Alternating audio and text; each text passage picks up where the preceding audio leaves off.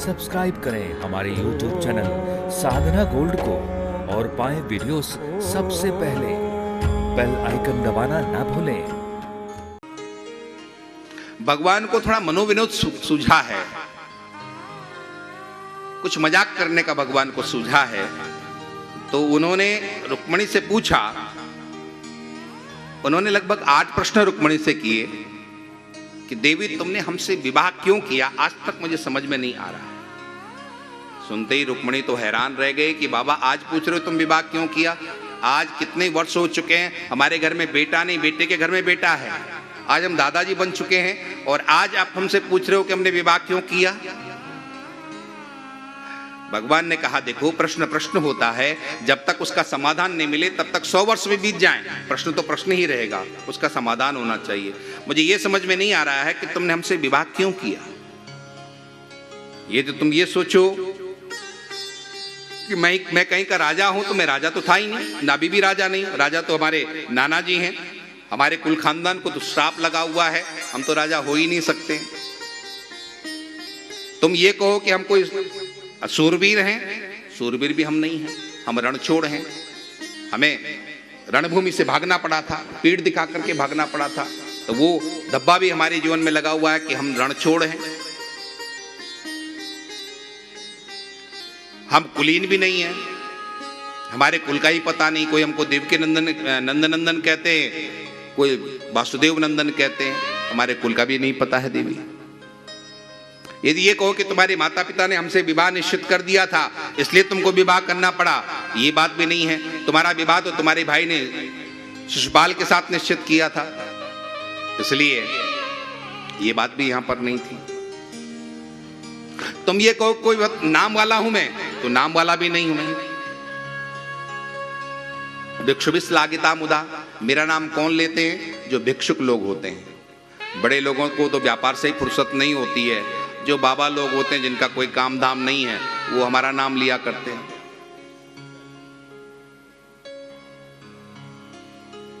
और तुम ये कहो कि मैं कोई बहुत सुंदर हूं, तो सुंदर भी मैं नहीं हूं, मेरा नाम ही क्या है, कृष्ण नाम है, और संस्कृत में कृष्ण का मतलब होता काला। तो देवी न मैं सुंदर हूं, न कहीं का राजा हूं, न कोई सूरवीर हूं, न बहुत कोई कुलवान हूं, न बहुत कोई गुणवान हूं, कुछ भी तो नहीं हूं। मुझे पृथ्वी पर कहीं भी रहने की जगह नहीं मिली, तो समुद्र में आकर के मुझे अपना नगर बसाना पड़ा। मुझे धरती पर मैं इतना खराब आदमी हूं कि धरती में मुझे किसी ने कोई जगह रहने को नहीं दी, तो मुझे समुद्र में आकर के रहना पड़ा, द्वारिका बसानी पड़ी। क्या कारण है, तुमने हमसे विवाह क्यों किया था। सुनते ही रुक्मिणी तो बेहोश होते होते बची। भगवान चतुर्भुज रूप धारण करके भगवान ने रुक्मिणी को संभाला।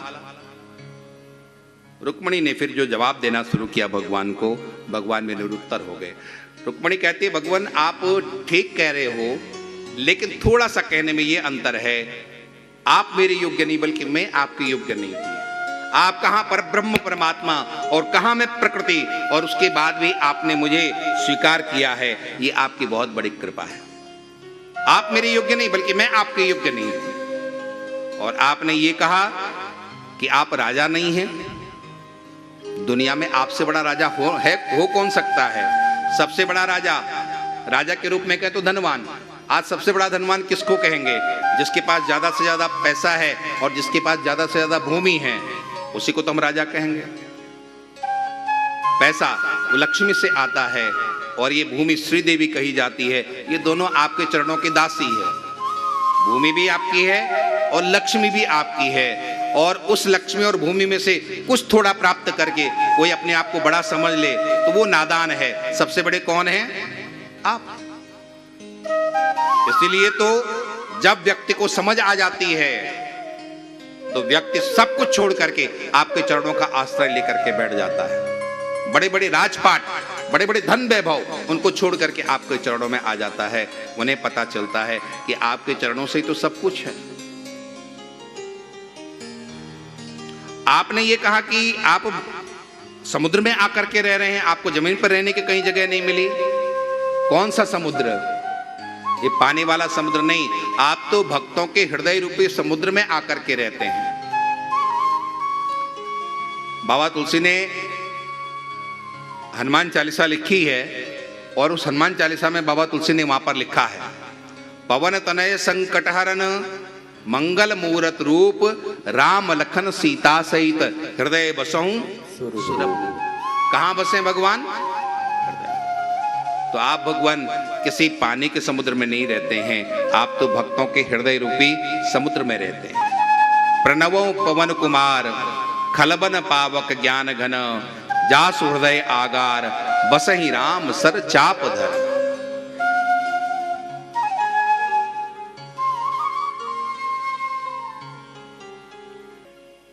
आपने कहा कि आपके कुल का कोई पता नहीं है, मैं भी कहती हूं आपके कुल का कोई पता नहीं है, क्योंकि कुल का उसका पता होता है जिसका जन्म होता है। आपका जन्म नहीं, आपका तो अवतार है। जैसे आप लोग यहां पर बैठे हैं, टेकम चंद जी बैठे हैं, वैश्य कुल में आपका जन्म है। आप सब लोग और जितने भी यहाँ पर बैठे हैं, कोई ब्राह्मण कुल का है, कोई क्षत्रिय कुल का है, कोई वैश्य कुल का है। क्यों? क्योंकि आपका जन्म हुआ तो इसलिए आपका कुल है। और भगवान का जन्म होता है? नहीं, भगवान का अवतार होता है। भय प्रकट कृपाला दीन दयाला कौशल्या आपका जन्म अवतार, इसलिए आपका कुल है ही नहीं भगवान। वेद भी आपके लिए नेति नेति कहता है, वेद भी आपका पार नहीं पा पाया भगवान, तो दूसरा क्या आपका पार पा पाएगा?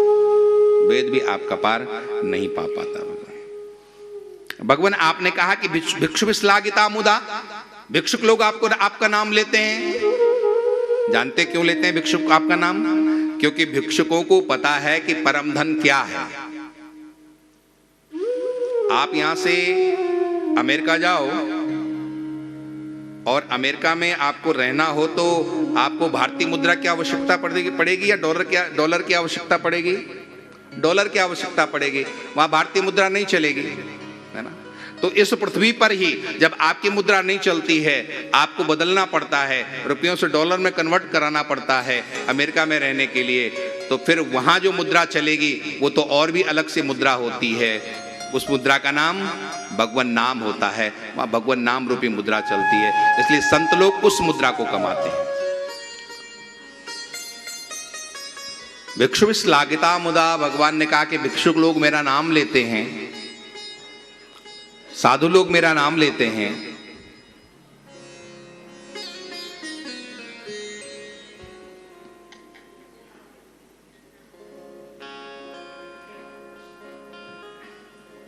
यहां पर रुक्मणी कहते हैं भगवान उनको पता है, वास्तविकता उनको पता है कि इस संसार को छोड़ने के बाद हमारा साथ जाने वाला क्या है। मीराबाई ने गाया था, पायो जे मैंने राम रतन धन पाए, खर्च न खोटे चोर न लूटे, दिन दिन बढ़त सवायो, पायो जे मैंने राम रतन धन पाए।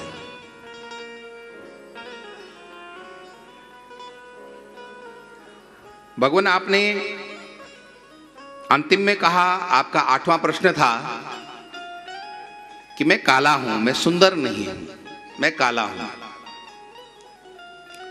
रुक्मणी कहती कि भगवान आप काले हैं जरूर, इस अवतार में आपका कृष्णतामगत है, आप काले बन करके आए हैं, लेकिन काले होते भी भगवान आप अद्भुत हैं। जो एक बार आपकी छवि का दर्शन कर लेता है उसको फिर कोई दूसरी छवि पसंद ही नहीं आती है।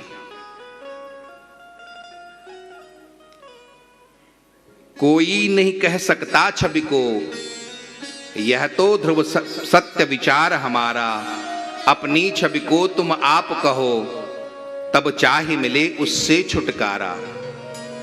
बहुतों ने निछावर प्राण किए, तन दे मन लाख करोड़ ने वारा, तुम कितने सुंदर होगे भला, इतना सुंदर जब चित्र तुम्हारा।